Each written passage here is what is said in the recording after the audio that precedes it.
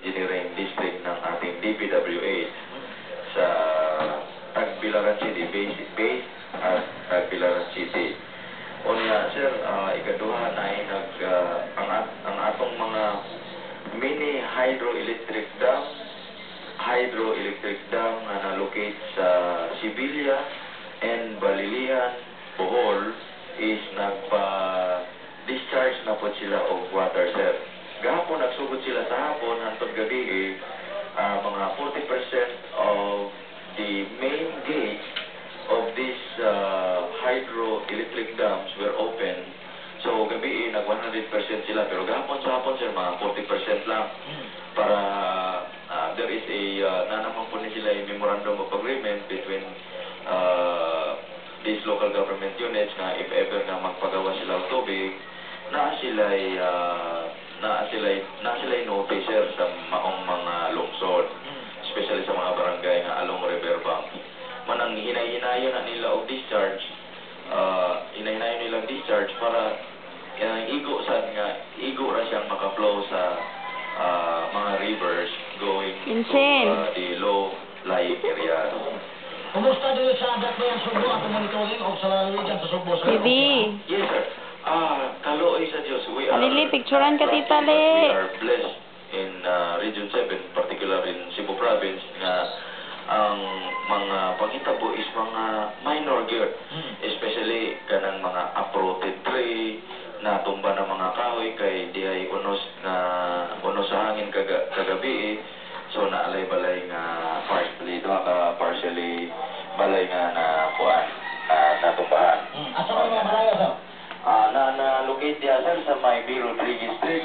Apa sa mong bibi, uy? Apa sa mong bibi? Sabi? Ay, sus ka apa, uy? Kumusta ka to sa kalunasan ninyo na record? Kalunasan, sir, nga landslip. Malkin share. Kahoy nga natumba o niya natumba ni sa kabalay. Yes, sir. Ato lang yung idugang po diya po, sir. And actions taken by the national government agencies, sir, like the Philippine Coast Guard. Abi, ako lang. Na Agi, papel sa nang tita. pag-signal ng Tuan, suspend ang tanang schedule sa sequence. Wow! 1 gross tonnage and below. So kapag mga inter-island nga mga, especially ang mga fishermen nga mga gagmay in town na ang sakyanan, di sila pwede nga magpalaot. Onya, i-DepEd suspended already the classes as of this morning, the secondary and primary level.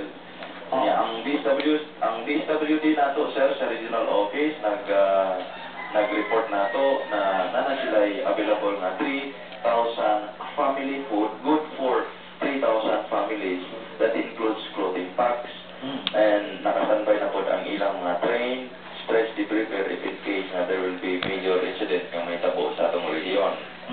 And also, the Office of Civil Defense, sir, heightened alert, especially the continuing issuing of severe weather bulletins at flood advisories through our Philippine Tactical Operations Center, the PRO7, the Central Command, sir, and through the efforts and collaboration of Tarasier 117 of Bohol, sir, Moranesia, the local version of Aero Cebu. Kumusta ang sa northern part of Cebu? Considering signal number ko sa nito karon? Yes, sir. We are continually monitoring, sir, kay naman po tayo contact man nato by landline ang mga munisipyo kay kaloy lagi sa Diyos, sir. Click na po usog yun, no? In fact, naatay report diha sa Borbon na adunay landslip. And there will be continuous again, sir, nga monitoring. Sabi na kay naabot tayo mga collaboration, sir, sa Osaka Pacific radio group na pwede po natong matawag if in case na naatay blackout, sir, for how many hours, especially sa mga bantayan area. So gabi, sir, kusog ang hangin, o niya karon mag-update na po nila, sir, kung kumusta ang ilang general present situation sa ilang lugar. Now, kanikamot ta o nag-ampo ka na zero casualties yun, kini mo ang pagdanat, magbisita ng Bagyong Ramon. Yes, sir. Ang tagabigay doon ay naitabo ka rin na kurintihan, relasyon sa pagkatumbas poste sa may Cordoba. Inyo na record, sir? Yes sir, ato nang i-verify po gihapon sir ha. Kay at least nakaiba po diha sa may quarter sa imong answer nga na Cordoba katong electrocution due to fallen electric post. Oo, sige sir. Ato lang i-take note gihapon diri sir. Ano nga ito ma-check na to. So far, wala yung mga major nga mga pangitabo, kalong sa Diyos, ang ito na monitor niya sa Office of Civil Defense. Yes sir, so far sir, negative ang mga major incident sir. Manageable sir, and we will continue praying and also as a general public warning that the residents, especially those residents who are residing at low-lying and mountainous areas are alerted against possible flash flood sir and landslide and probably storm surge kanang pagdako sa tubig dagat sir. So hangtod karon kanang maong advisory padayon ninyo na inyong gipadangat ngadto sa maigsuon nga nagpuyo dapit sa sapa at ito nagpuyo sa mga bukid. Yes sir, ang among posiso sir is from our end, we will disseminate this through Trimedia, through the sir, through PAC sa mga operation center sa mga regional government offices, especially sa mga uniform agencies. Kaya naman po sila yung mga ganimay na mga units na nasa itong area o ang atong di na to kalimutan sir ang mga opisina sa atong mga gobernador kaya sila maka-disseminate po dito sa mga kamayuran.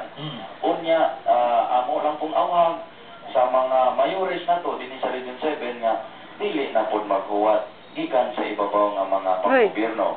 Kundi sila sir kay empowered man po sila gumikan sa Republic Act 10121 nga aduna gid sila yung mga preparasyon regarding bitaw na sa layo pa sir, di pahibaw na sila, layo pa maigo ang ramon, di pahibaw na sila nga aduna gid impending bagyo nga maabot sa atong rehiyon. So aduna sila yung mga pagpangandam sir, hinaot unta nga ilan ning tumanon isip mga lidere sa atong mga lokal na panggobyerno sir. Dili sa Subo ang atong problema sa Dagta Subo, matod pa nga dili tayo sa hangin sa Ramon. Ang problema ini kining uwan-uwan o modang uwan sa Ramon kay dali kay tang lunupan. Kumusta ang atong papangandam kung dunay baha dinhi sa atong Dagbayan? Correct sir. As per report also sir from Pag-asa, there will be 10 to 13